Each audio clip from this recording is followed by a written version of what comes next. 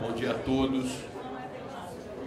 Eu peço, por favor, que quem esteja na sala, que se sente, a gente vai ter que começar imediatamente. Acabou que o horário ficou um pouco apertado. E, acima de tudo, o Stephen tem um hard stop às 11h30, então a gente vai mudar um pouco a dinâmica, que seria um ping-pong com os dois. A gente vai começar com o Stephen, que depois vai ter que se ausentar, mas já agradeço, obviamente, Stephen, a sua presença aqui, coast to coast, de ontem e hoje.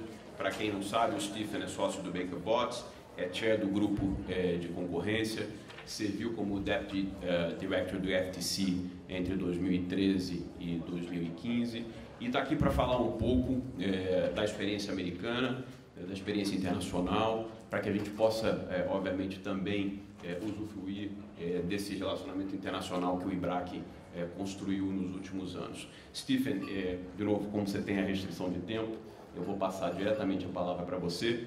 E talvez a primeira pergunta é a gente tentar entender um pouco quais são os hot topics, o que está caliente nos Estados Unidos, o que está palpitante em relação ao direito da concorrência, que pode, obviamente, ter impactos e desdobramentos, tanto na nossa doutrina como na nossa prática.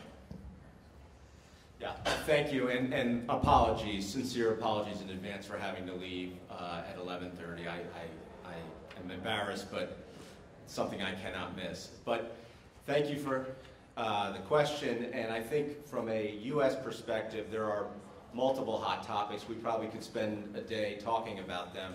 But for me, and for the practice that I think is most relevant perhaps for Brazilian lawyers, there are really two things that are particularly hot right now in the United States antitrust enforcement that if you don't know about already, or you can't discern it from working on cases with U.S. lawyers, you certainly ought to know about. The first is in the area of merger enforcement. Merger enforcement in the last 3 to 4 years, shortly after I arrived at the agency, at the FTC, and continuing now under the leadership of Debbie Feinstein at the FTC and also Renata Hesse, and before her Bill Baer at the Department of Justice, merger enforcement has been extremely aggressive, very aggressive. So what do I mean by aggressive? More transactions are being challenged instead of restructured through an agreed remedy than in the past. I believe in the last 2 years, the FTC and the DOJ have actually gone to court to try to block a transaction 7 times together. There were a number of high-profile cases, Halliburton and Baker Hughes, which had a big dimension in Brazil as well, and I know was a subject of Kaje's investigation here. That was maybe the most notable example, but there were a number, and there are 3 cases right now in litigation. So what does that mean for Brazilian lawyers who are, frankly, often working on the same transactions because they're multi-jurisdictional? Well, first is that transactions are taking much longer to get reviewed and to get clearance, particularly through a remedy.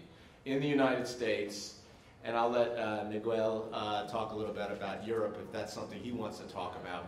But in the United States now, there have been studies that if you get a second request, which as you know is an extended investigation, it now takes on average 9 months from the filing of your form to get your deal cleared either without a remedy or with a remedy. And that excludes the cases that actually get challenged because the FTC or the DOJ determines that a remedy is not sufficient. So that's one very important development. All of you, or those of you who work with U.S. Lawyers on international deals, no doubt hear probably different things about the timing of a transaction depending on where the U.S. process is. One day you may hear, we need the filing done, we need Brazil clearance by this month. And then a month later, well, we have more time now.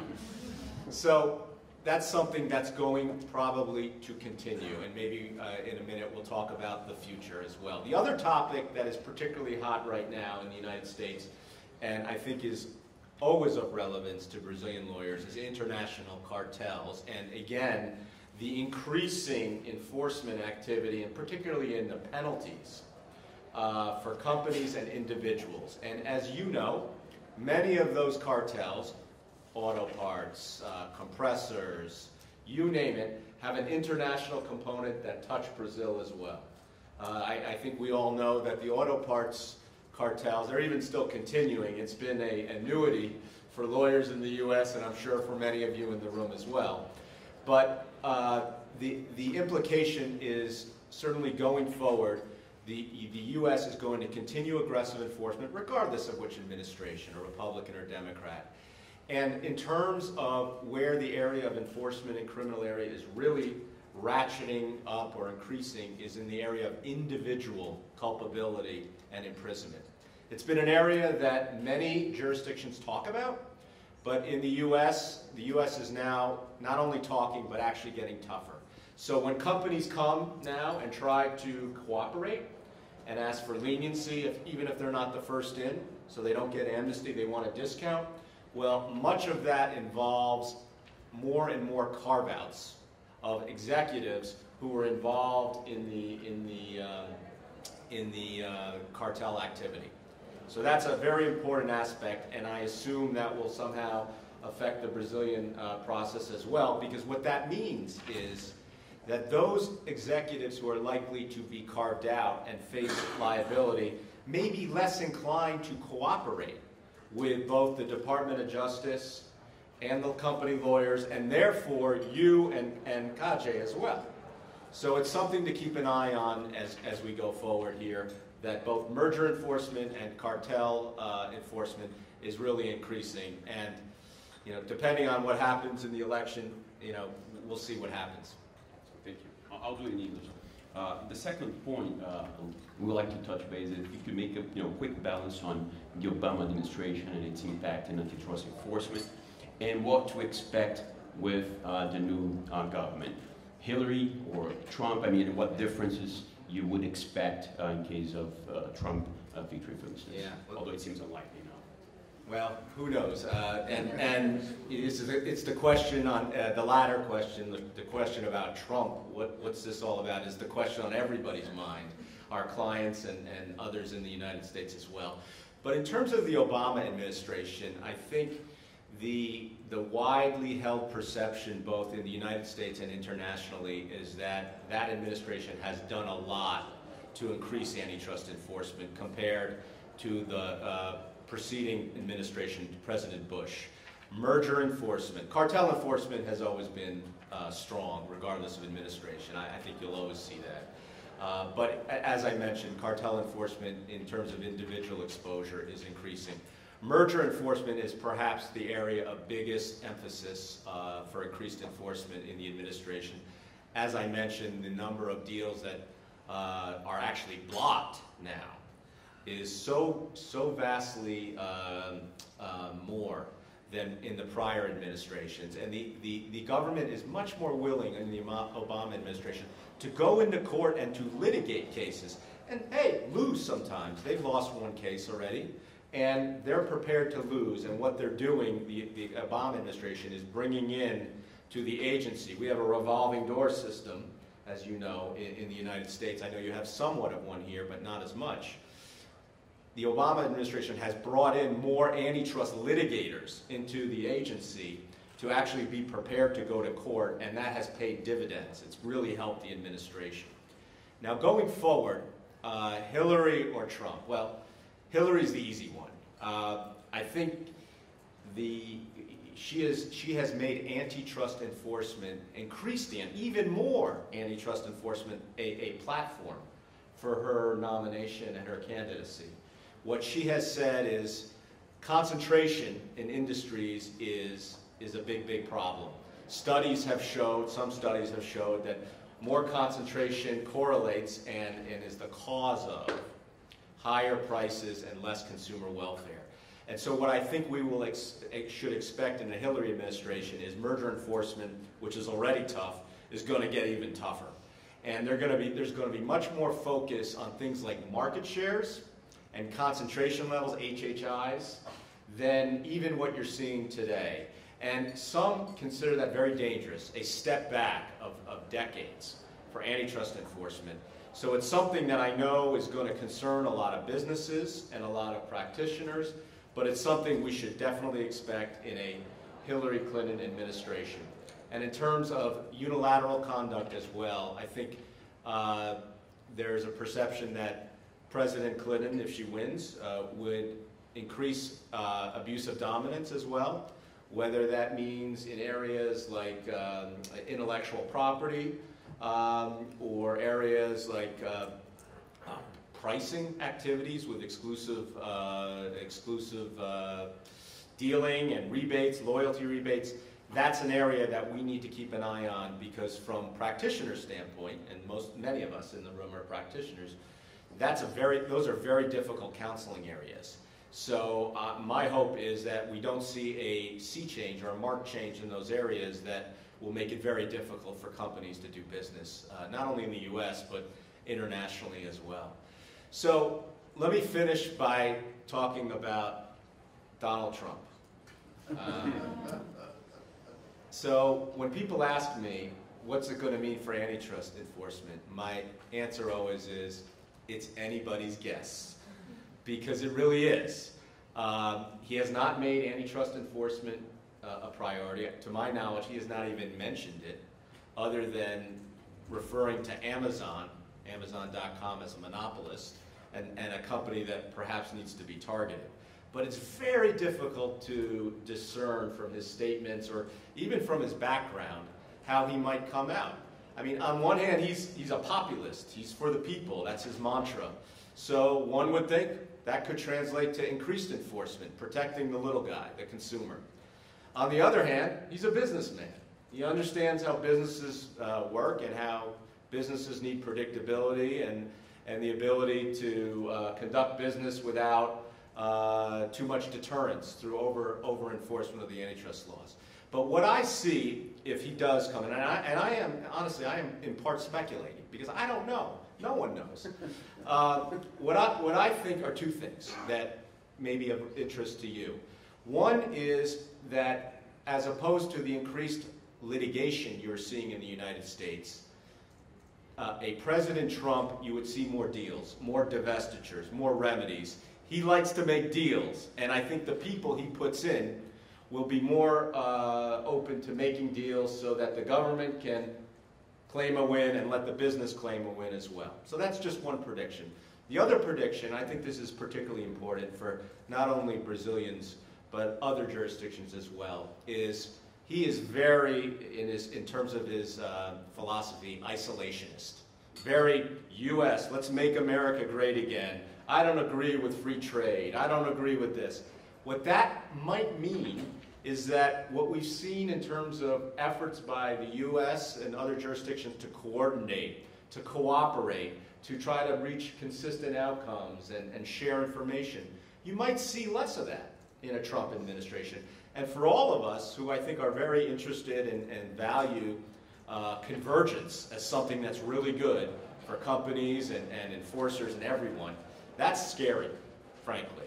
And I hope we don't see that. But if he is true to his words about not paying much respect or attention to foreign governments and their views, and going, this is the way we look at it, we'll just go alone, that's dangerous. And I hope we don't see it, but we'll see. Great. Thank you. So I'm going to leave in a minute, but I'd like to hear a little bit about what Miguel says as well. And again, I apologize. It's been a great pleasure to be here. Thank you.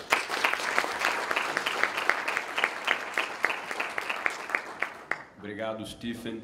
Miguel, do seu lado, bom, Miguel Rato é sócio do escritório Shearman Sterling, em Bruxelas. O Miguel começou advogando em Portugal, depois está em Bruxelas já há mais de 10 anos, quase 20 anos, e vai dar a experiência do outro lado do Atlântico, uma jurisdição que também é muito importante, uma jurisdição que o CAD particularmente tem uma relação bastante próxima. A gente também gostaria de ouvir um pouco de você, Miguel, quais são os hot topics hoje na Europa? Faça em português ou em inglês? Eu acho que vai em português. Né? Ok. Eu não vim preparado para falar em português, por isso vão já perdoar. Não, falo em português. Vão perdoar primeiro a minha pronúncia E segundo, a minha ignorância quase total em relação à terminologia do direito da concorrência, porque eu nunca trabalhei em direito da concorrência em português, mas eu vou fazer o meu melhor. Então, acho que nesse momento o primeiro hot topic no direito da concorrência na Europa tem sido uma coisa que também aparentemente tem sido debatido aqui, que é o legal standard em casos de concorrência, quer seja conduta unilateral, acordos, e a necessidade da análise se basear nos efeitos perniciosos de qualquer prática e na articulação entre isso e as restrições por objeto, e especialmente no que toca ao abuso da posição dominante. E ontem foi adotado no fundo, uma espécie de uma decisão, uma recomendação do Advogado-Geral do Tribunal de Justiça da União, no Luxemburgo, e o Advogado-Geral, para quem não sabe, é um membro do Tribunal, é uma figura que produz aquilo a que se chama uma opinião, que é uma recomendação, num caso concreto, sobre o que é que o Tribunal, como é que o Tribunal deveria decidir. E esse caso é um caso da Intel, é um recurso de anulação de uma sentença do Tribunal Inferior, no fundo sobre aquilo que se costuma descrever como condições de exclusividade ou descontos de exclusividade, e que vai provavelmente ser, se o Tribunal seguir essa recomendação do Advogado-Geral, tem potencial para ser provavelmente o acórdão mais importante no direito da concorrência nos últimos 25 ou 30 anos na Europa. Porquê? Porque é uma decisão da Comissão contra a Intel, que impôs uma multa, a maior multa de sempre, mais de 1.000 milhões de euros, 1 bilhão, concluindo que a Intel tinha abusado de uma posição dominante por conceder descontos, rebates, baseados na exclusividade, ou numa obrigação para os seus clientes de adquirir quase exclusivamente os processadores da Intel. Isso é a decisão da Comissão, confirmada pelo Tribunal de Primeira Instância, e agora o Advogado-Geral diz o legal standard adotado está errado, a Comissão e o Tribunal não podem considerar que este tipo de desconto, ou deste tipo de rebate, produz necessariamente efeitos anticompetitivos. É um standard quase per se, com uma pequena modificação, e o Advogado-Geral diz que não, tem que examinar os efeitos na concorrência em todos os casos. Não existe esta categoria de per se abuse em matéria de descontos. Isso, se vier a ser o caso, e diz para além do mais que é necessária uma coerência entre a aplicação das diferentes normas, conduta unilateral, práticas e acordos restritivos, e obviamente também, nos casos das fusões, isso já é o caso, não há per se. Portanto, isto provavelmente é o grande hot topic. Esperamos o acórdão talvez dentro de 9, 10 meses. Se seguir, e o Tribunal segue na grande maioria dos casos a recomendação, a opinião do Advogado-Geral, se seguir, isto é a modernização do direito, implica a modernização do direito da concorrência europeu e aquele caminho em direção à effects-based approach que se discute há mais de uma década na Europa e também aqui e noutros locais que seguem um pouco mais o direito da concorrência europeu. Para além do mais, isto é uma coisa única porque nunca nenhuma decisão da Comissão Europeia aplicando uma multa e estabelecendo uma infração com base no artigo 102, a proibição de abuso dominante, foi alguma vez anulada pelo Tribunal de Justiça. Portanto, seria também a primeira vez que isso sucederia, e já há mais de 10 anos, como muitos comentadores dizem, chegou o momento do Tribunal um dia anular uma decisão em matéria de abuso de posição dominante. Interessante. Imagino que a sua opinião já esteja disponibilizada, seja pública. É pública, todos podem ler, não sei se já há tradução em português, se não há ainda, a tradução para o português costuma demorar um pouquinho mais, não sei porquê, mas já tem em inglês e haverá em português brevemente. Ótimo. Miguel, assim como a gente perguntou para o Stephen, a gente gostaria de entender um pouquinho também o ambiente político hoje na Europa e, obviamente, entendendo o que impacto e desdobramentos isso tem na nossa área específica. A Europa, hoje, eu acho que a Margaret Vestager, a nova comissária, já completa 2 anos, basicamente agora em novembro, no comissariado. E, talvez mais importante, esse ano a gente viu a Brexit, né, a saída do Reino Unido da União Europeia. Essas duas situações, que impacto você acredita que possam gerar no ambiente antitrust continental? A primeira é que a Margaret Vestager tem sido muito agressiva no enforcement do direito à concorrência na Europa. Mais agressiva ainda que os seus predecessores mais recentes, não é uma novidade, tem adotado decisões ou tem tentado fazer avançar os processos mais rapidamente também que os seus predecessores. Já tomou uma série de decisões extremamente controversas que têm criado graves problemas com os Estados Unidos. A primeira das quais que tem a ver com uma área que não é propriamente o antitrust, mas que faz parte, que é uma parte importante do direito à concorrência europeu, que é a proibição dos auxílios de Estado, ou seja, a disposição do tratado que proíbe subsídios dados pelos Estados-membros que podem distorcer a concorrência.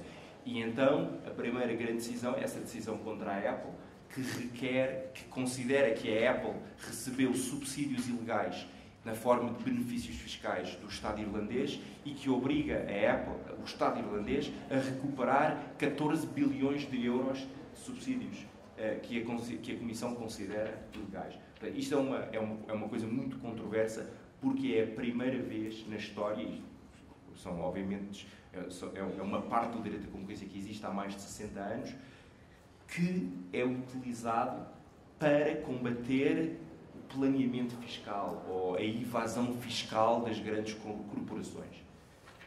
Isso tem sido muito controverso. Portanto, foi uma marca da agressividade. E a outra tem sido o enforcement em relação, especialmente às empresas high-tech, quase todas americanas, e a sucessão de casos que têm sido abertos, statements of objection, ainda não há decisões contra a Google. Tem pelo menos 3 processos já com statement of objection, mais em investigação, search advertising, shopping, Android, tem processo contra a Amazon, tem 2 contra a Qualcomm. Portanto, isso faz parte já do legado destes 2 últimos anos da Margaret Vestager. Portanto, muita agressividade e um uso, talvez, uma utilização um pouco mais original de ferramentas que já existiam e que têm causado grande controvérsia e que levam a acusações de que isto gera falta de certeza jurídica, legal uncertainty, e com consequências muito pesadas.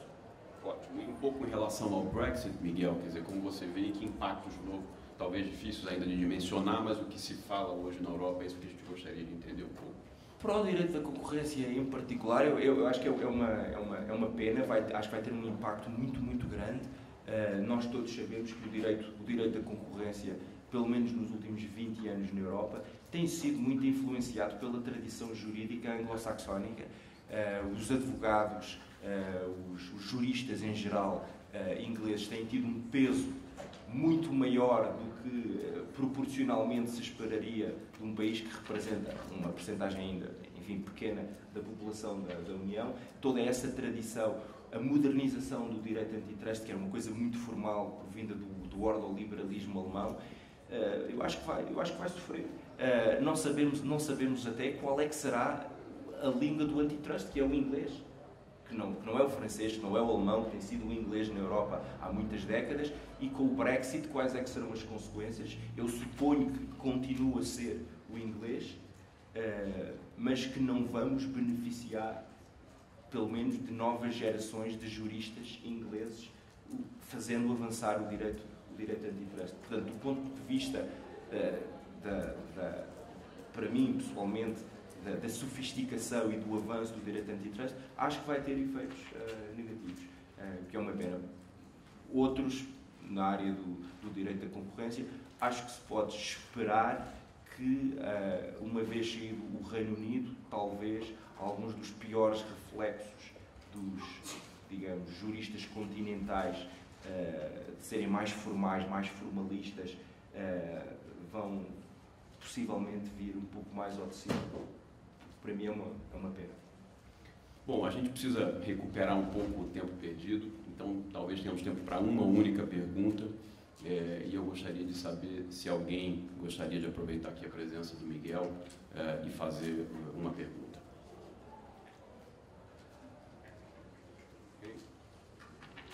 Ninguém? Foi muito claro. Opa, Márcio. Você falou da decisão desse parecer em relação ao caso Intel, que pode ser emblemático. Em relação a fusões e aquisições, tem alguma novidade na Europa? Uma novidade que continua a preocupar é a tentação de tentar vir regular participações minoritárias, a aquisição de participações minoritárias, que continua na ordem do dia, apesar de talvez com menos fulgor do que há um ano ou há um ano e meio. Mas continua a haver interesse da Comissão em considerar o que é que se deveria fazer. Há muitas queixas, há alguma controvérsia e isso permanece na ordem do dia sem que se saiba. Parece que neste momento não vai haver nada de muito concreto em relação a esse tema. Mas esse é provavelmente assim o mais distinto destes 2 últimos anos com a nova comissária. Bom, muito bom, agradecendo mais uma vez o Miguel, parabenizando a comissão organizadora do IBRAC por um evento excelente, diverso, conteúdo profundo, recorde de participantes. A gente encerra essa mesa, devemos voltar Então vai ser um short break de 10 minutos, voltamos então às 11h50 aqui para essa sala. Muito obrigado a todos. Obrigado.